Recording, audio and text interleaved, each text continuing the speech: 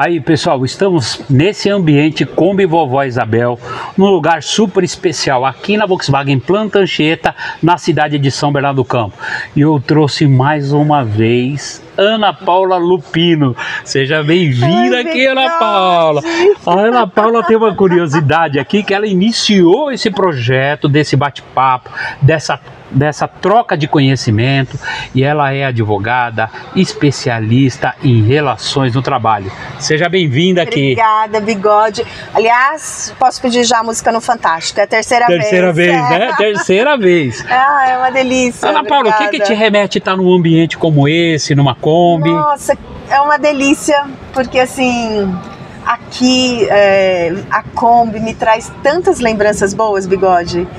E carro, especificamente, ela conta a história da nossa vida, né? E eu tava lembrando que meu pai amava Brasília. Meu pai deve ter tido aí umas 10 Brasílias quando eu era criança. E aí, quando eu tinha uns 13, 14 anos, meu pai sempre foi um cara muito incrível, assim. Eu falava, pai, quero passear, levar. E levava a gente nas baladinhas, né? E aí pegava algumas amigas e aí a gente ia na overnight, porque eu morava na Zona Leste de São Paulo, né? Eu não sou batateira, eu fui acolhida por São Bernardo. E aí a gente ia na overnight, aí estamos lá na matinê da overnight e vamos sair. Meu pai me esperando lá. Quando eu saio, já toda, né, querendo pagar de gatinha na frente da overnight, o que tá acontecendo? A Brasília pegando fogo. Meu Deus, sério? A Brasília pegando fogo, aí sai meu pai, sai as minhas amigas, o pessoal que tava saindo junto, tudo pra apagar o fogo lá da Brasília. Mas essa é uma das histórias, viu? Apertar tem mais, viu, gente? Olha, todo brasileiro ou toda brasileira como a Ana Paula Lupino tem uma história com a marca e não está sendo diferente hoje aqui nessa manhã. Bom, a Ana Paula Lupino, né, advogada, como eu falei, mulher combativa, e como ela cuida de relações do trabalho, a gente vai falar aqui de um tema super importante e que viraram pilares dentro das empresas, de que forma acolher as pessoas com algum tipo de deficiência, mas a gente quer falar do autismo. Por que do autismo? Porque a gente vê hoje, né, é muito mais claro para todo mundo, porque são diagnósticos que vão aparecendo nas famílias, mas a gente precisa ter inclusão dessas pessoas. E eu vejo que você está se especializando, vem fazendo comentários importantes. Fala para nós vamos ampliar um pouquinho o nosso bate-papo de valorização das pessoas e também de direitos, tá, Ana Paula? Tá certo. Bom, primeiro eu quero dizer para você, Bigode, que o TEA, né, que é o transtorno do espectro autista, eu tenho uma relação muito íntima com isso. Eu tenho pessoas muito próximas e muito queridas que estão dentro do espectro. Tá. Então, além de estudar os direitos também, eu passei a entender um pouco o que significa o TEA para as pessoas. E tem dados muito curiosos, né? O Brasil não tem estatística do número de autistas ou do diagnóstico de autismo, mas uma organização de saúde dos Estados Unidos, que é o CDC, ele traz que em 2000 era uma criança a cada 150 portadora do TEA. Em 2020 passou de uma criança a cada 36. Olha como aumentou o número de crianças que são diagnosticadas com TEA. Há uma divergência no consenso do porquê isso aumentou tanto, né? Uns dizem que é por conta do diagnóstico, que você não tinha tantas ferramentas, porque não é um exame que detecta isso, né? Você precisa, além de um neuro, outras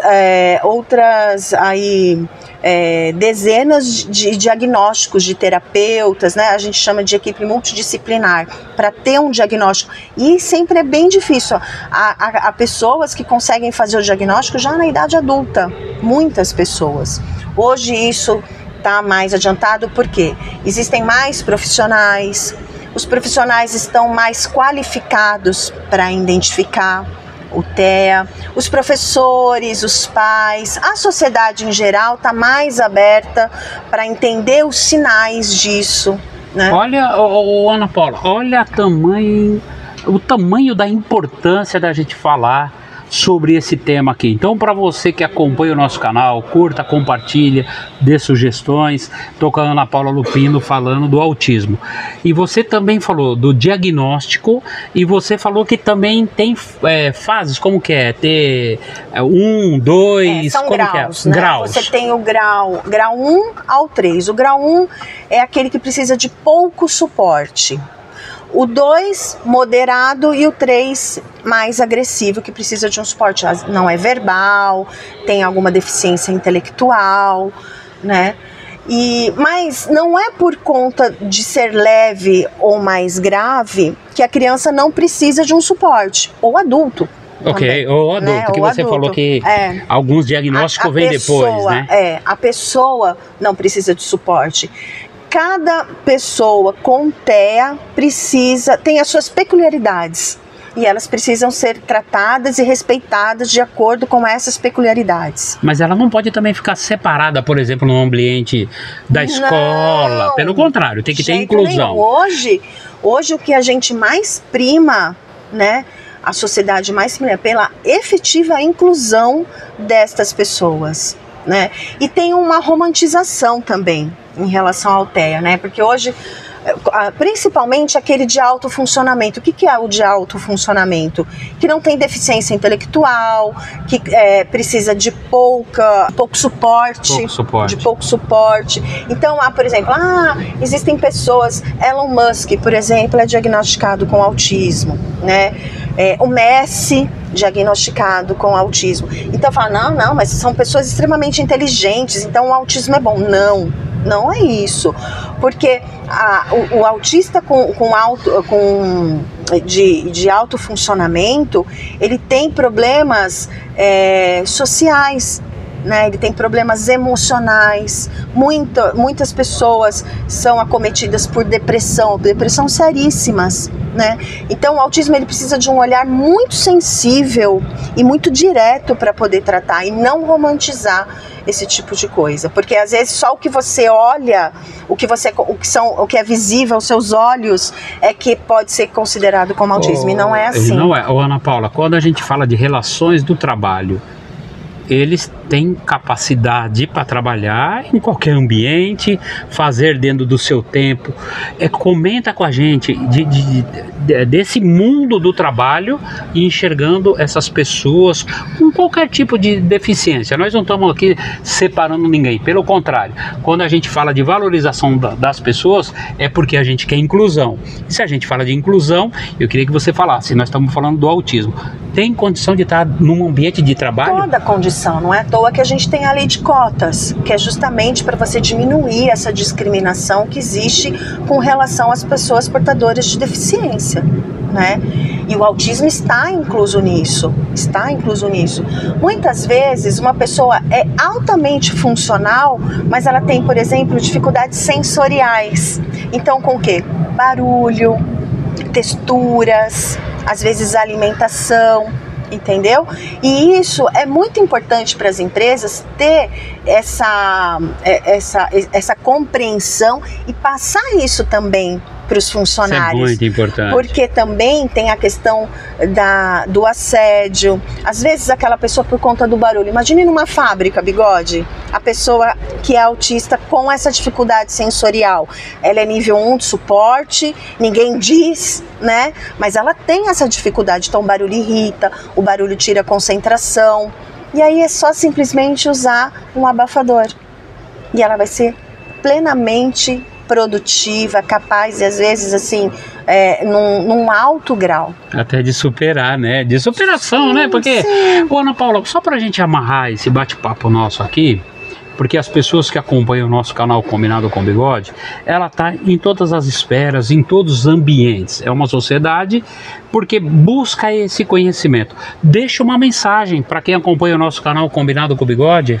Pois é, importantíssimo você se atualizar, sobre o autismo, se atualizar sobre os direitos do autismo. Eu vou ler aqui, inclusive, pode ler, lógico, para deixar bem claro para as pessoas, porque assim, muito importante. Lei de cotas, que é importante, as empresas precisam observar. As empresas grandes, como a Vox, por exemplo, observam, mas as empresas pequenas nem sempre conseguem fazer isso.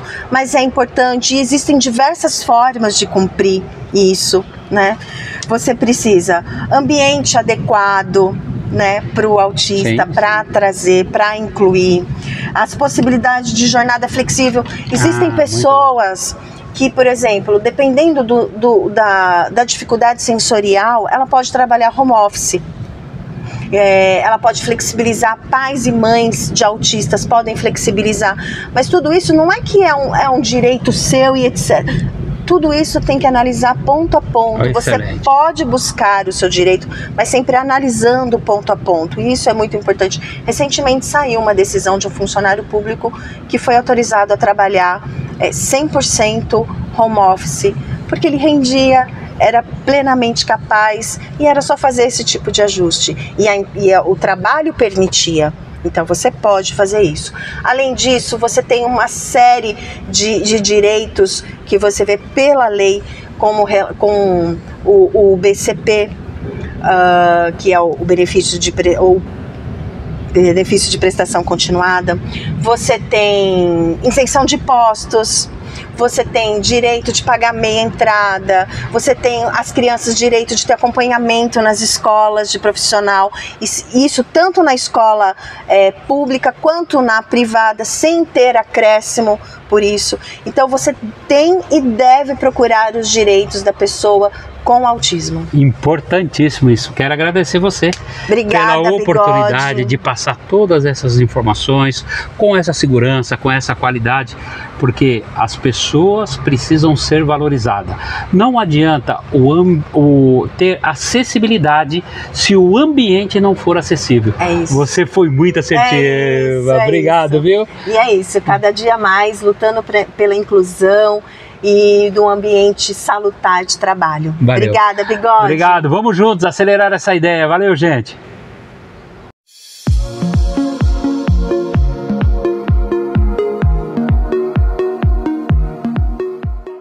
Se você está gostando do nosso canal, curta, compartilhe e se inscreva. Você é a parte mais importante desse projeto. Combinado com o Bigode.